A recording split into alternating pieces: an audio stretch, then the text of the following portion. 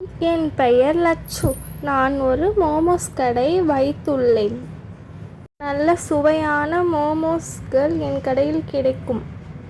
அனைத்து பறவையும் வந்து மோமோஸ் சாப்பிடும்.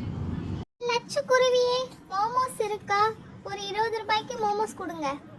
மணிப்புறாவே, வெஜ் மோமோஸ், பன்னீர் மோமோஸ், சிக்கன் மோமோஸ், உங்களுக்கு என்ன வேணும்?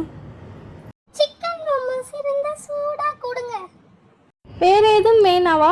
சிக்கன் மோமோஸ் சுவை இன்னும் சூப்பராக இருக்கும். 2 தருகிறேன், சாப்பிட்டு பார்க்கிறீங்களா? நீங்கள் காசு கூட நாளைக்கு கொடுங்க.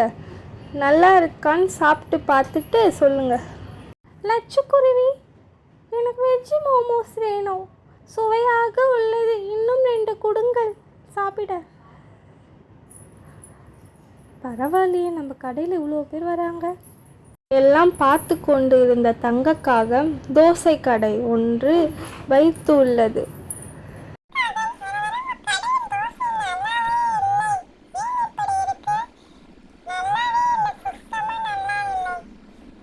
குருவியின் கடை கூட்டமாக உள்ளது. தங்கக்காகம் கடையில் ஒருவர் கூட வரவில்லை. இன்னைக்கு என்னடி ஒருவர் கூட வரல? தோசை எல்லாம் வீணாகி விட்டது, என்ன பண்றதுடி? ஆமாங்க, ஒருவர் கூட வரவில்லை. இப்படியே போனா நம்ம தோசை கடையை நம்ம மூட வேண்டும். இல்ல லட்சுக்குருவி கடைக்கு தான் போறாங்க. என்னங்க பண்றது? நீங்க தான் எதுனா பண்ணணும். யோசிச்சு நல்ல முடிவா எடுங்க. ஆமா, நீ சொல்றது கரெக்ட் தான். இப்படியே போனா நம்ம கடையை மூடிதான் ஆகணும், வேற வழியே இல்லை. இப்ப நாம என்னங்க பண்றது? கடன் வேற நிறைய இருக்கு. ஒண்ணுமே புரியல எனக்கு. நீ கவலைப்படாத, நம்ம தோசை இன்னும் விதவிதமா சுட்டு விற்கலாம். லட்சுக்குருவி கடைக்கு வரும்போது வருவாங்க. சரிங்க, நீங்க சொல்ற மாதிரி தோசையை விதவிதமா சுட்டு நம்ம வைத்து பார்ப்போம், கூட்டம் வருதானு. இன்னைக்கு நைட்டு நான் ஒரு இடத்துக்கு கூட்டிட்டு போறேன், என் கூட வா. உனக்கு ஒரு ஐடியா வரும். தங்கக்காகவும் அதன் மனைவியும் லட்சுக்குருவியின் கூட்டிற்கு இரவு சென்றது. பாத்தியா, கரெக்டான டைம்க்கு நம்ம வந்திருக்கிறோம்.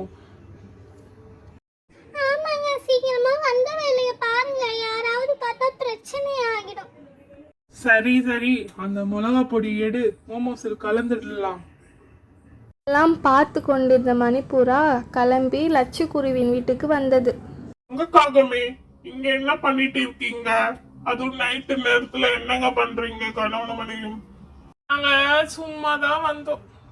உண்மையை சொல்லுங்க, இல்லைன்னா எல்லாரையும் கூப்பிட்டுடுவேன் சத்தமிட்டு. நீங்க தான் மாட்டிக்கொள்வீங்கள். உண்மையை கூறுங்கள். மணிப்புறாவே இருங்க. இப்ப நீங்க உண்மையை சொல்ல போறீங்களா, இல்ல எல்லாரையும் நான் கூப்பிடுவா?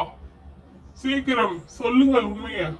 நான் மோமோஸ்ல மிளகா பொடி கலக்க வந்தேன். சொல்லுங்க மணிப்புறா. பார்க்கும்போது தங்கக்காகவும் அந்த மனைவியும் வீட்டில் இருந்தார்கள். மிளகாய் பொடி கலந்து கொண்டு இருந்தார்கள்.